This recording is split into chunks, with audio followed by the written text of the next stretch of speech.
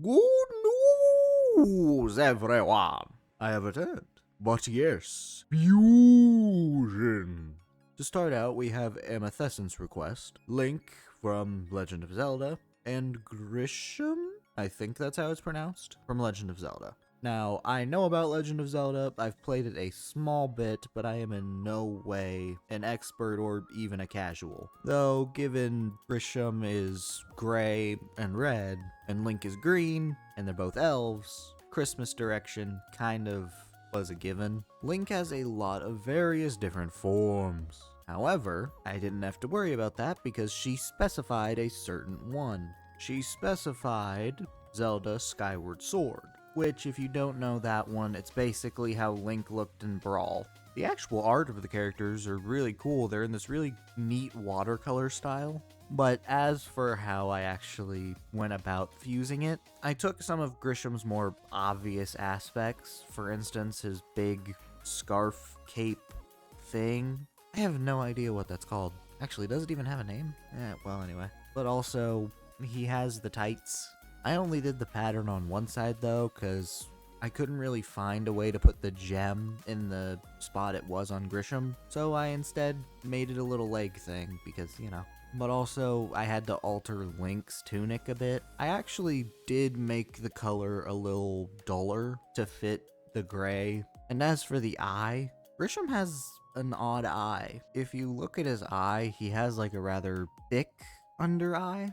But I decided to go ahead and take that and just make the eye full dark, kind of All Might style. Also, Grisham has big ears and an earring in them, so I just put that on Link. Also, his hair is a lot more wavy, sort of like Breath of the Wild Link, because that's kind of the hairstyle you get if you mix this version of Link and Grisham's hair. Because even though it's sort of hard to see under the hat, it does look like Link's hair is somewhat matted or unkempt. Which, I mean, the dude's a traveling knight, that kind of makes sense. Grisham has the long, pretty boy hair, which ends up in this Breath of the Wild style mashup. Also changed the gloves a bit.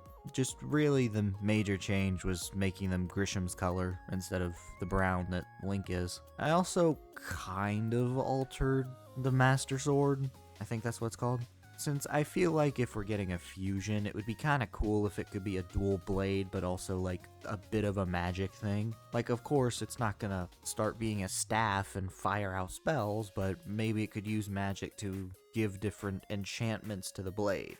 I always do kind of like when fusions have unique abilities. Though also, Grisham's cape thing appears to have red on the top side, but then gray and these little diamonds on the bottom side. It is pretty cool, just kind of odd, I guess is the right word. Also, for some weird reason, I really kind of do like the tunic kind of just sitting there. Link and his design is pretty minimalist. So fusing him with Grisham, someone who has, to be honest, quite a complex outfit, kind of gives a casual, but you can see they maybe tried to put effort in it, but just either didn't have time to finish it or decided not to. Which honestly, mood. As for personality, Link is strong, stoic, just gonna sit there, do his thing. And Girahim is basically the exact opposite of Link.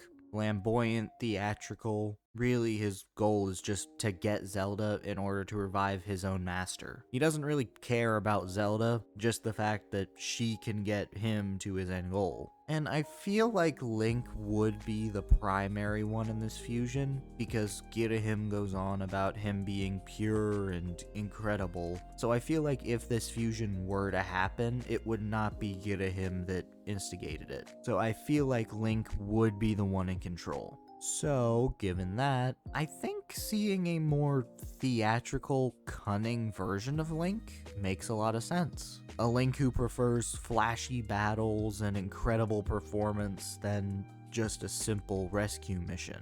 A sort of like He-Man style Link.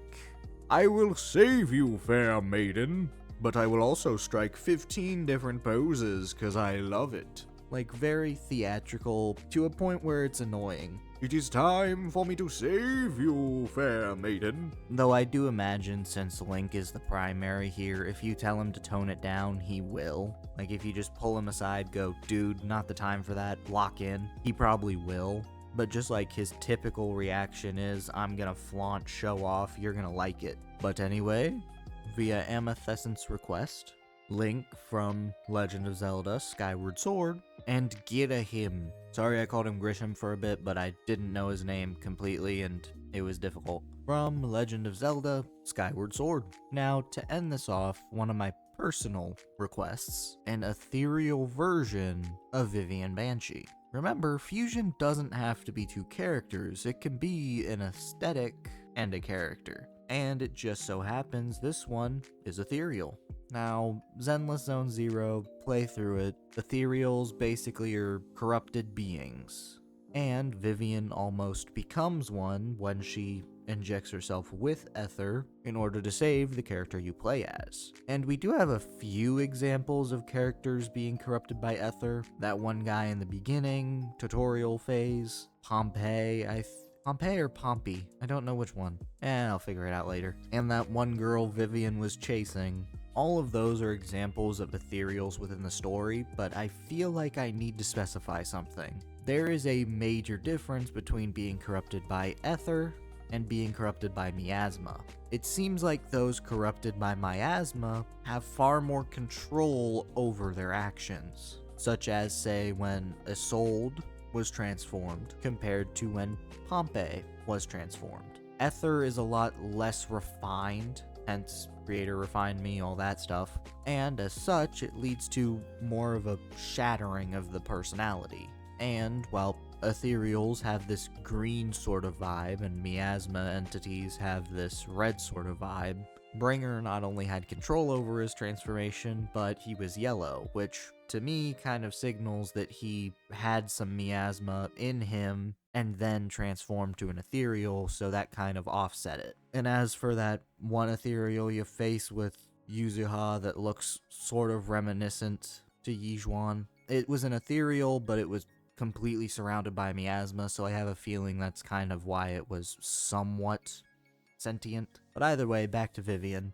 With characters like Pompeii and that one dude from the beginning, they do keep mostly their silhouette. They do have a more monstrous version of it, but it is just an exaggerated version of their silhouette. And I wanted to keep that with Vivian. However, Vivian is a unique case, because we actually know her ethereal ability.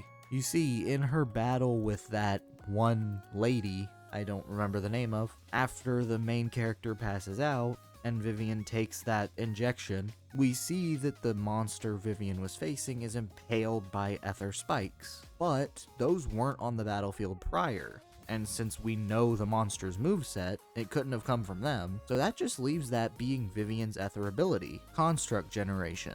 I imagine it's like a direct corruption of her X special, you know, the little rainbow button. She usually launches something of ether energy and it explodes into a blooming flower projectile thing. I imagine it's the same thing here, except when she launches the projectile, instead of becoming the flower energy, it just explodes into a mass of crystals. I imagine if you actually face her as an ethereal, this attack would be like she collects it in her hand, launches it, it becomes an AoE, and then explodes up. And as for what I actually did with the ethereal body, I still wanted it to remain vaguely humanoid, but also wanted to play around a bit. I'd like to imagine that since Vivian injected the ether into herself, she basically has a supercharged version of it, and given her construct generation, I felt having it be sort of in the center, like a little black hole, made sense. Though also, the arms are big, because that's not only where she injected the thing into herself, her, I think, right arm. So obviously, that's where the ether was injected. She has her ability from her hand, so that's where the ether has to be. And while I could have had the core appear from where she was jabbed by herself, I felt it fit better to put it in the center of the design. And I was originally going to make it the torso, but eventually just ended up making it the chest. You'll also notice the bottom half is kind of swimsuit coated, and that's on purpose because one of Vivian's skins is a swimsuit, so, you know, kind of more of a connection there, as well as the big flower petal style stuff at the top, kind of reminiscent of her umbrella. I want it to look like a twisted version of her, because that's what ethereals are. And I do imagine if she is somewhat conscious, that her previous admiration for the proxy becomes a desire to just kill them. Obsession taken to the terrifying extreme. Though also, you'll notice this design doesn't technically have anything really eye-looking, and that's on purpose. Vivian has the gimmick of seeing the future, and her whole thing in that moment was, I don't want to be the one to cause pain anymore because I can see the future. So her ethereal version, basically lacking eyes, makes a lot of sense. She used to see everything but didn't want to. Now she's blinded but can't really see it through. It's kind of poetically sad. And if I ever do an absolute Zenless universe, which is not off the table, I'm definitely going to have Vivian be partial ethereal there, but that's beyond the point. Thank you to all those who decided to watch me for however long. 1 year, 2 year, I don't know if I've been here 3 years, but either way, thank you to all of you, and well, I'm looking forward to 2026, so I guess that's all for now. But anyway, this is Jay, signing away, forever and always, bye-bye.